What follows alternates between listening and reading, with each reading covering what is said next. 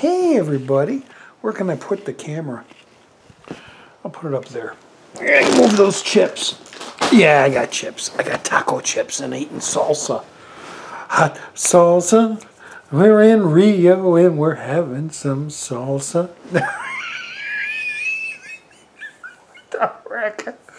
Hey, welcome to Thursday Throwback Theatre. Yeah, with old Roger D on Channel Donstar. Salsa. We're gonna have. Why am I thinking? What's the song? Dun, dun, dun, dun, dun, dun, dun, dun, dun, dun, dun, dun. It has nothing to do with salsa. I'm laughing about it. Oh man. Okay. I decided. I found very cheap. I was waiting for them to come down. Those Hammer films. The Hammer films. Dracula Has Risen from the Grave, Tasted Blood of Dracula, not Evil of Frankenstein.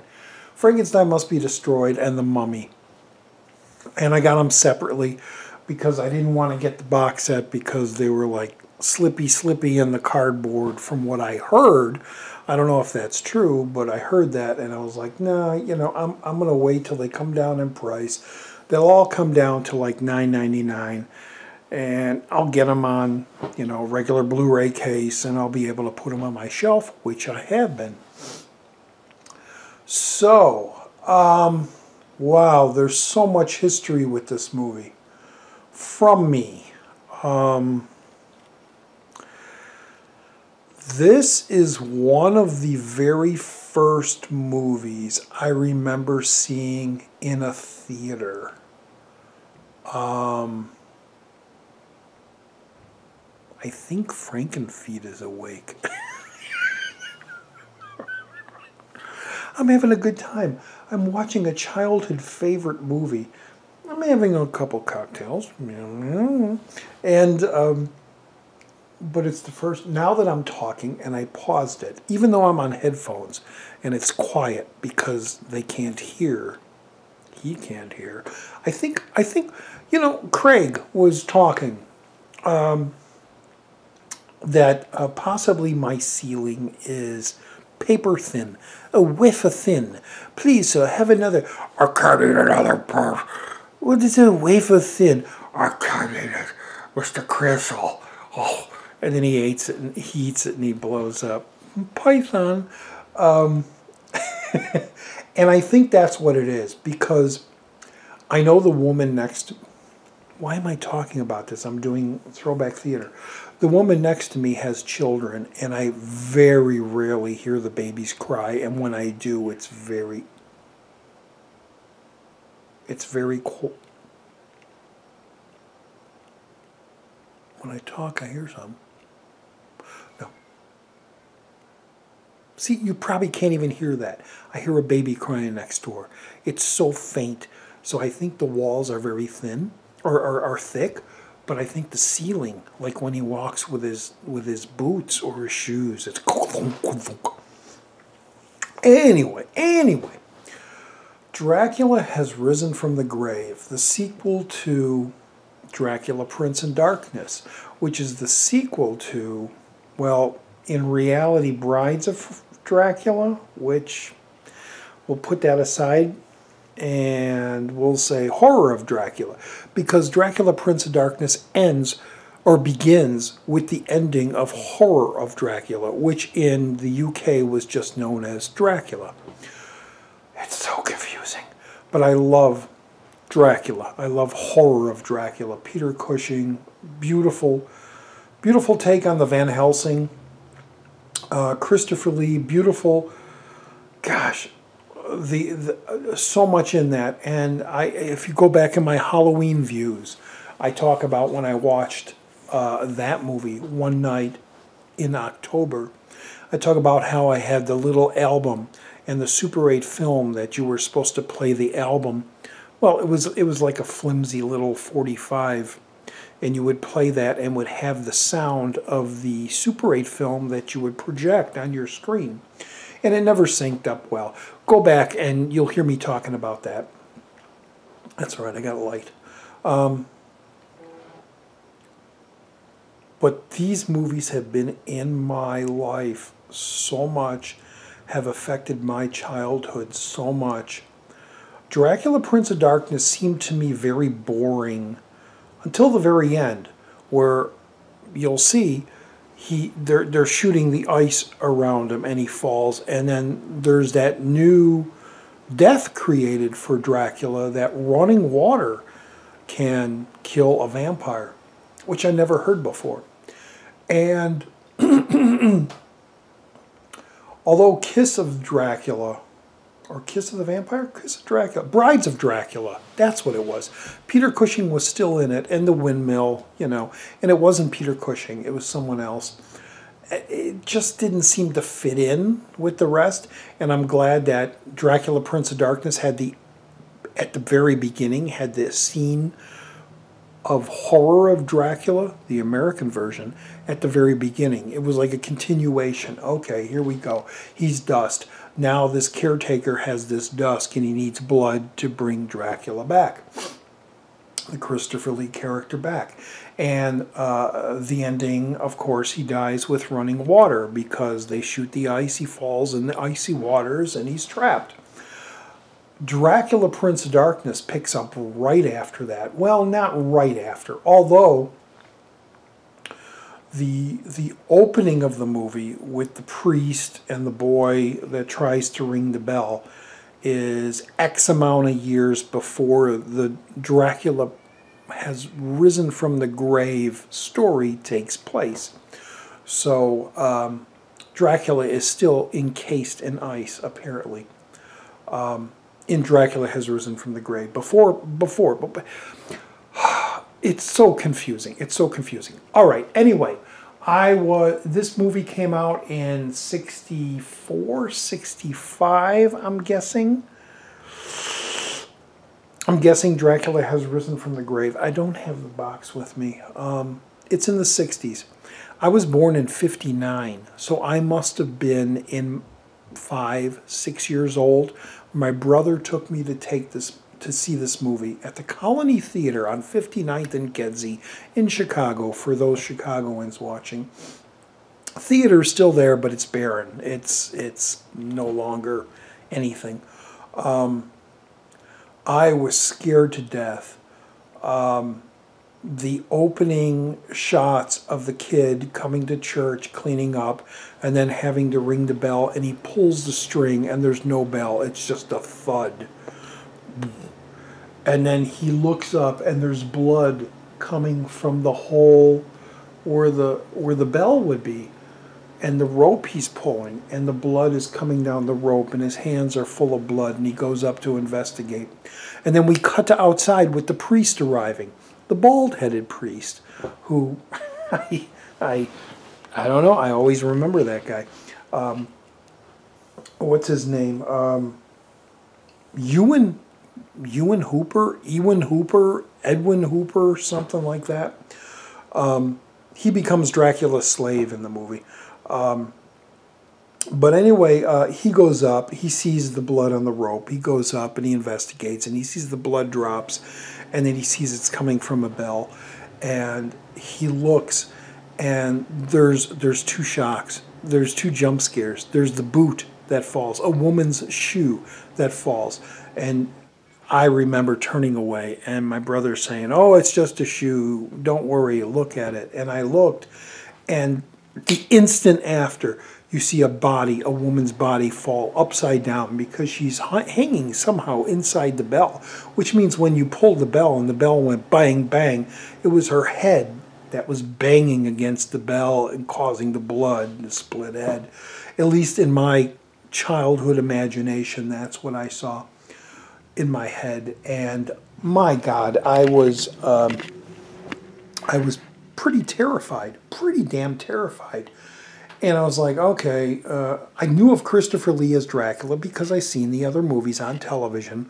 Well, I saw Horror of Dracula and Dracula, Prince of Darkness, I'm sure, on television, late night, you know, because I used to watch creature features and things like that. This is going way longer than I wanted, but that's all right because this is a childhood thing of mine. Hey everybody, welcome to Thursday Throwback Theatre. 1960, blah, blah, blah, blah. Dracula has risen from the grave. So anyway, we flash forward ahead, and we have the Monsignor, played by, what's his name? Rupert Murdoch. Rupert Davies, British actor. And I thought, now, especially now watching it, it's like, he's a pretty good Van Helsing. He would make a very good Van Helsing, even though Peter Cushing in my mind was Van Helsing. He just played the Monsignor, and he comes to town, and he meets with this priest who has this cloud over him of guilt and horror, and they go to Dracula's castle, and they're going to climb up the mountain to get to the castle to put a cross, to bless the castle and put a cross over the house of Dracula so he cannot kill anybody else in the village. And that cross has solidified in my mind as such a beautiful icon, a beautiful, the look of the cross with the sharp edges on each side, and it's gold and it shines in this movie. The cinematography in this movie is pretty damn great. There's fog throughout, and whenever Chris Lee appears as Dracula, it's different colors in the fog. But they go up there, and priest falls and splits his head open, and he starts bleeding. And where he falls on an ice cap, and you see that Christopher Lee's Dracula is stuck in there. He's in the ice. He's frozen in the ice. And the blood from the priest's head goes through the crack into the mouth of Dracula. And Chris Lee awakens. It is such a great, for a kid, for a little kid watching this movie, it's such a great story. It's like, oh, that's how Dracula came alive again, because he tasted blood. He was frozen in the ice, but the priest fell and broke the ice, and his blood fell in there. And then forever throughout the movie, the priest is Dracula's slave, and Drac goes off. And this again is a, to me, although the Bela Lugosi, Bela talked, I never drink wine, listen to them, children of the night. Chris Lee, in the first two movies that he appeared in as Dracula, Horror and Dracula Prince of Darkness, I don't believe in Prince of Darkness he ever talked. And in this, there's a scene where he wants to get to his castle, and he asks the priest, who did this evil thing? Who put this cross here? Who has done this thing? Who has done this thing? And it's so horrible that, as a 6-7-year-old kid, as I was seeing it with my brother, I was horrified, because it was Chris Lee's face was like right up, filling the screen, going, who did this? And you knew he had those red eyes, and he was not someone to be messed with. He was Dracula, and well, I think then, or maybe later. I don't know. I think it's later. I'm in the middle of the movie, and I'm talking 14 minutes. We're not even done with the movie. I'm going to shut up now. But it all recaps. It all circles around to one of the best endings I've ever seen in a Dracula movie. My favorite ending of any Dracula film. I love how it happens. And gosh... Oh, let me just talk real quick. This movie, Dracula Has Risen from the Grave, has personified in my mind what a little village bar was, a German bar was, with the barmaids, with the low cut, whatever you call them, blouses, and the drinking games, the holding the thing up, holding the beer up, and you got to drink a beer and hold it up because it would fall on you. And it introduced this young character that I seen in a whole bunch of movies and a whole bunch of, gosh, I think I seen him in Doctor Who. Barry Anderson, Barry Andrews, something like that.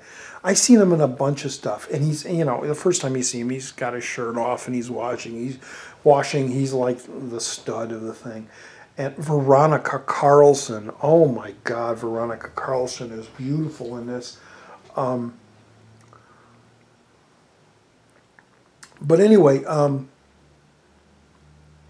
yeah, 1965, 64, I'm guessing. Maybe when I come back, I'll correct myself because I'm going to have the box. I'm going to grab the box. But I'm going to go back to the movie now and watch it. We're about an hour in. Drac has, there's some great lines in there. Dracula is like, you betrayed me. You must be punished. And it's like the girl has got like, you know, bites. It's like, well, you got me. You got me. You could eat me. You know? And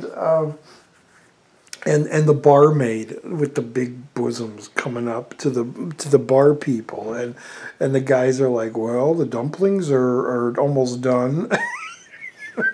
Like, dumplings are overcooking because you're... all this like anyway, I'm going back to this. I'll talk to you later. All right, bye.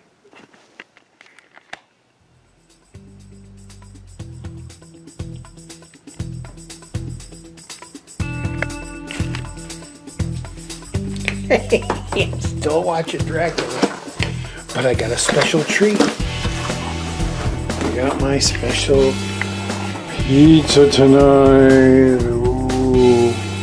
With all the fixings. All the fun fixings.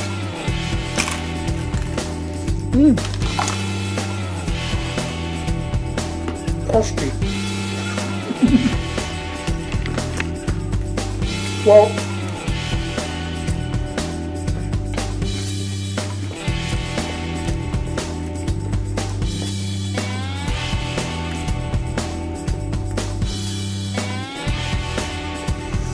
watching the movie. Dracula made his priest slave burn one of his victims to get rid of the body.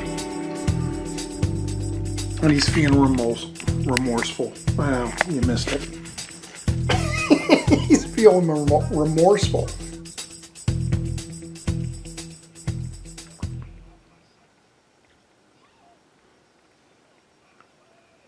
Wow. Well, yeah, like I said, here we go. Dracula has risen from the grave.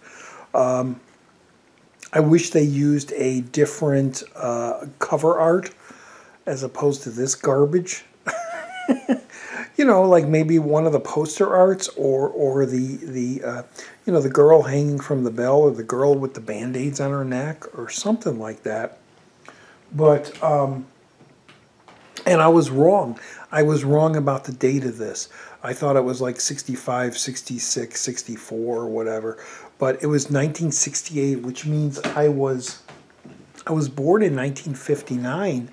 So I was like 9 years old. So when my brother brought me to see this at the Colony Theater, oh my God, the Colony Theater, I'll never forget that.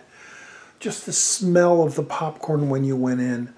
It was 69, 68, it was real popcorn. It was real butter.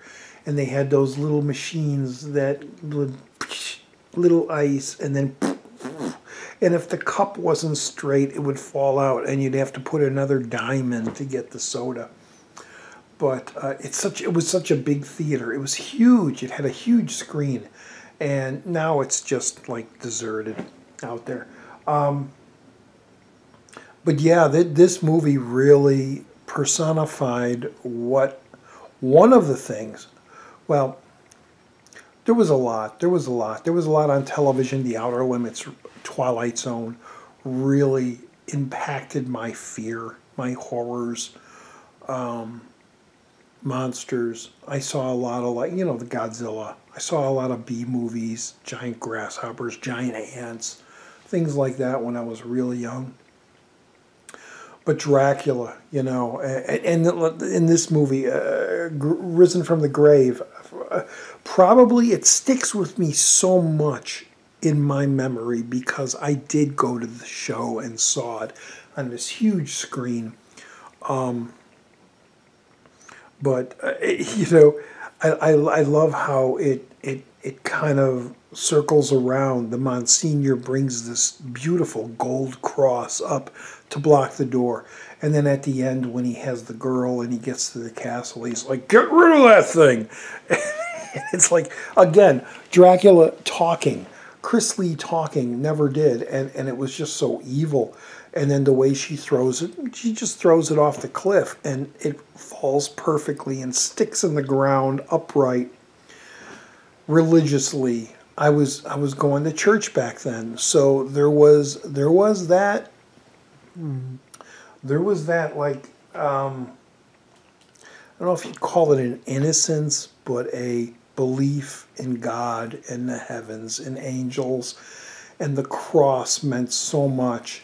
And then when the young guy's fighting with him at the end, and he amazingly pushes Dracula, who has, superhuman strength, which we would think, falls off the cliff, and then he lands right through his back, right through the cross. Spoilers. And then, he's stuck on the cross. And then the priest is there, which is his slave. And he sees the priest, and he's like, "Ah!" And what does the priest do? The priest starts praying. And it's like it's the end of Dracula.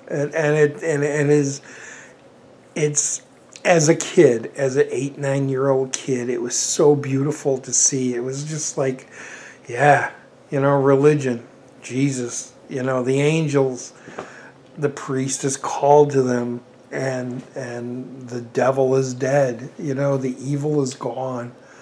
Wow. And of course, Taste the Blood of Dracula, which is the next one, picks up, showing the scene, this final scene, and it continues on, which probably in my childhood was my first connection or my first experience with sequels, where one followed the other and the other followed because each additional movie that followed had the ending of the last one to recap you.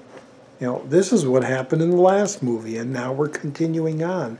And then that ends, and then the next movie, this is what happened. And now, so this might have been, other than the Planet of the Apes movies, which came out in '68, which continued on, which I was a big fan of too, that I saw at the theaters, and all of them. Anyway, oh man, I'm rambling. Yeah, this is my favorite. This is my favorite Christopher Lee Dracula movie. Dracula Has Risen from the Grave. I love the music. I love his persona of Dracula. I love how he speaks. Why, who did this? Get that off my door. I love the slavery of the priest and the redemption of him. I love the Monsignor being the Van Helsing character, Veronica Carlson,